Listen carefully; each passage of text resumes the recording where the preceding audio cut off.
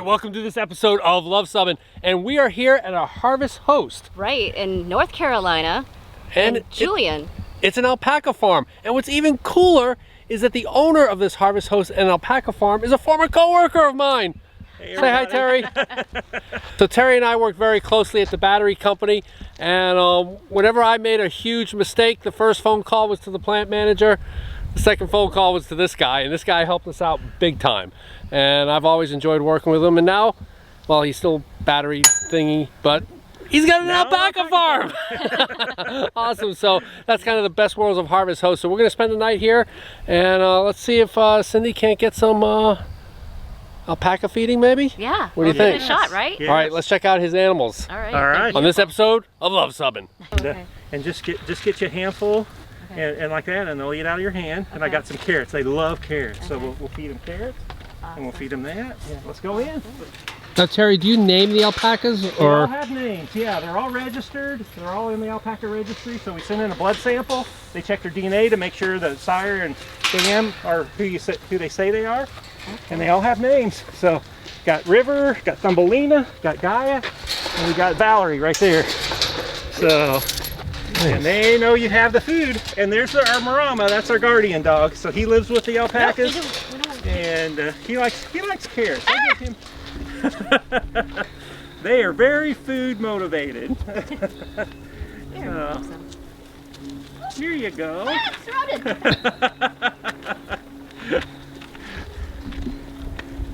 Hey, you guys want a carrot? Here.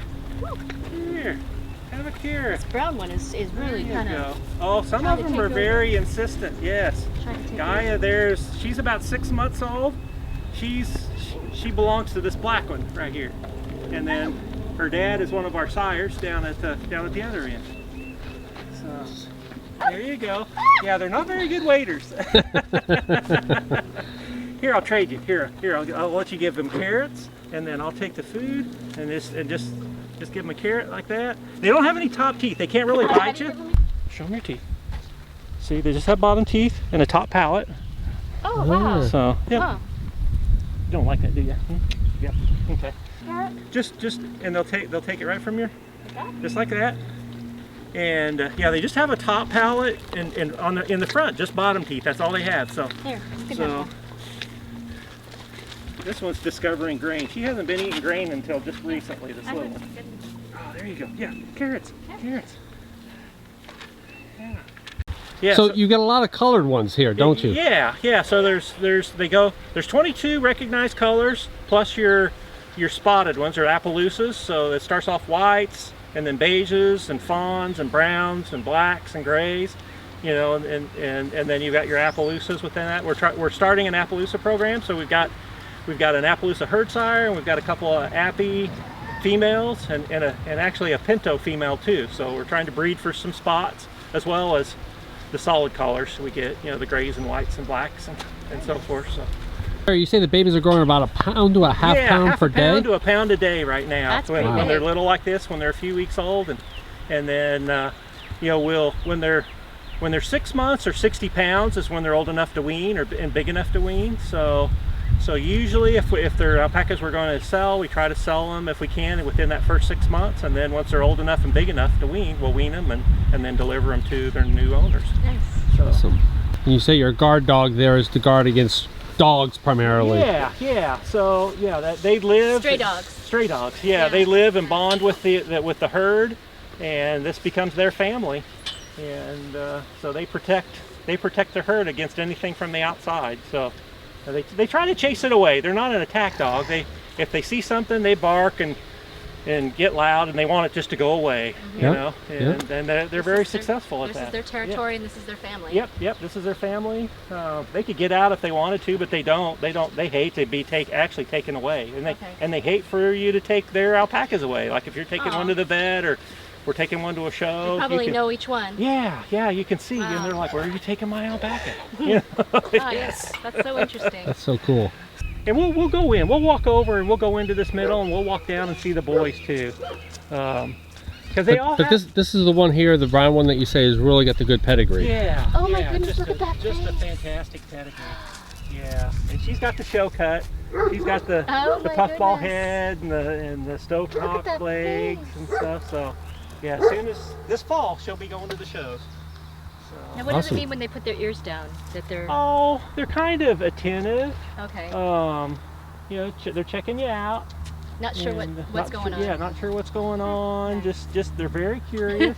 You want to know? Oh, you want a carrot, don't you? Yeah, my thumb isn't. But that's one of the things that judges look for too. They look at their teeth. They look at their conformation. Are they proportionate? You know, do they make a square?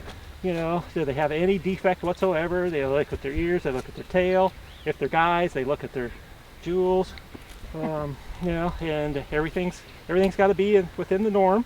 So as a quality control guy, you're probably pretty good at assessing these Yeah, folks. there A you quality go. control alpaca guy. Right, and then fineness. So the micron. So like a really fine might be in the 15 to 18 micron, and then you know once they get up to 25 to 30 micron, that they're considered coarse. So it's not a big variation, but the judges can tell. They'll pull fiber off, and they you know if they've got a black background, if it's a lighter alpaca, or a light if it's dark, and they'll take a sample from all the alpacas in the ring, and they'll look and see who's the finest.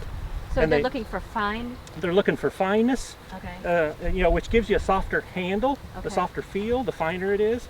And then they're looking for uniformity, so that it's the same here It's as the it same is color. here. So they don't. Yep. Do they have a category for the different colored ones? Yeah, and they show all the alpacas in the same color show together. So Okay. black show with blacks, fawns show with fawns. Okay. And generally the lighter ones will have finer fiber than the darker ones. It gets coarser as you get darker. So No. this is their store, To touch. and you said that a lot of its stuff was made from your fibers. Yeah, a lot of it's made from fleece that was harvested off our alpacas, and Super and then nice. the stuffed animals, those will come from Peru. You know, One like our specific blankets and stuff. That was a what? Everything's so This? good. Yeah, Oh, that's a picture of ours. Actually, that's our back patio. yeah. It's Topaz and Cooper. I sent in their picture to Shutterfly. Oh, And so that's nice. actually a cotton blend blanket, but it's our photo. Yeah, but by this is some of Yard. the. This is a little bit of what their fleece looks like when you shear it. So this is actually off their neck, so it's a little shorter. But Anita will take that and make dryer balls. So the dryer balls that are over there are made from this fleece here. So we try to use all of it. You know, the first is their main blanket, and then their necks and stuff is their seconds, and then thirds. You know, we might make bird balls or whatever, where you can just put it outside and let the birds have it, make their nests. Yeah. So So they had such a nice little store, and they were very kind, and they said, you know, we don't need to do the whole support the Harvest Host thing because they, you know, they're friends and everything, but they had the cutest stuff there, and this little headscarf with the names of the alpacas that it came from. From this farm. From this farm was too cute to pass And they up. knitted the headscarf, and if you've seen a lot of Cindy's videos, you know she loves the headscarves, and Yep. that one will be particularly useful in the winter. Absolutely, or in cooler weather. But it's a reminder too, when you go to Harvest Hosts, always support those hosts. Right. They're small business people like Terry and Anita, and it's a good thing to do.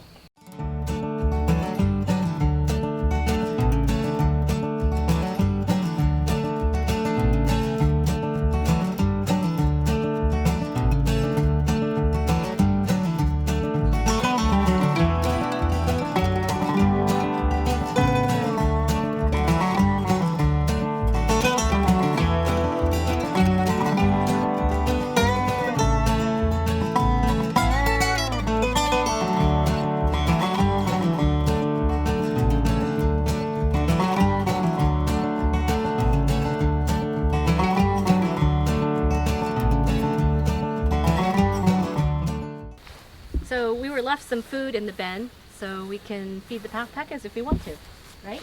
Yep, let's go ahead and see what happens.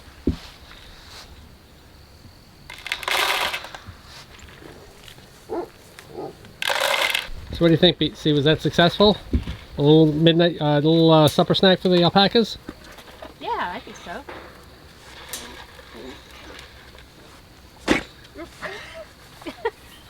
Did he spit at you? No, he sneezed, I think. I think that's the llama too, huh? Yeah, it's a llama. Hi, llama.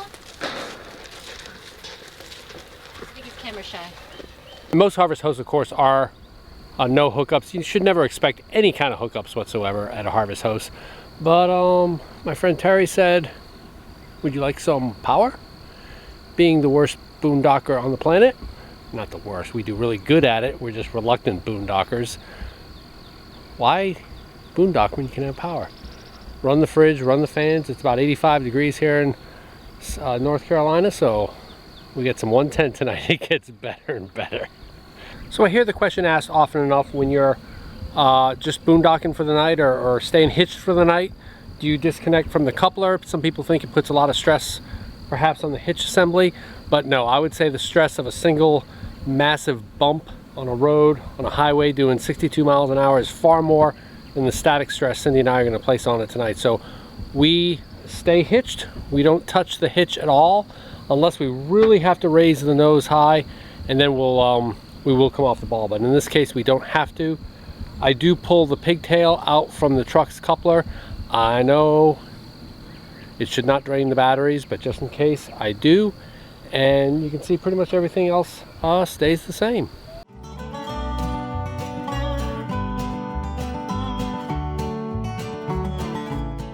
Well, there you have it, our first harvest host of the year and our first alpaca farm. It was great. We enjoyed it.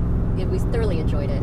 Yeah, you know, the thing that impressed me the most, even though the alpacas were great and it was just so much fun interacting with the animals, that guard dog impressed me unbelievably. He was on the spot all the time. You know, every one of us has come into contact with pets, pet dogs. Right. And you know, the loyalty of a pet dog, the friendliness of a pet dog, all that's great. But this was really the first time I'd ever come into contact with a true working dog, a dog that's not a pet. And there was, you know, like Anita and Terry were saying, how, you know, when they take one of the alpacas off to the vet, that dog gets irritated. That's his herd.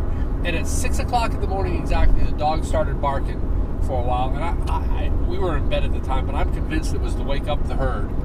And the entire time we were getting set up to leave, that dog sat right at the fence, right in front of the truck. Kept an eye on us. And kept an eye on us the entire time. And I mean, that's his herd, and that was so impressive to see. And he seemed very happy to be there. He loved it, absolutely. And all the alpacas seemed happy, so it was a great experience. It was. All around. And I'm wearing my new alpaca headscarf. Yeah, that's really super nice. We even have the names of the alpacas that gave you the wool for it. The wool for it. Absolutely. So if you like this video, give us a big thumbs up. And if you think they're in a subscription, click to subscribe. And comment below if you have a favorite harvest host that you would like to share. Because we come out with RV and Airstream related videos just like this one every Tuesday. Thanks for watching.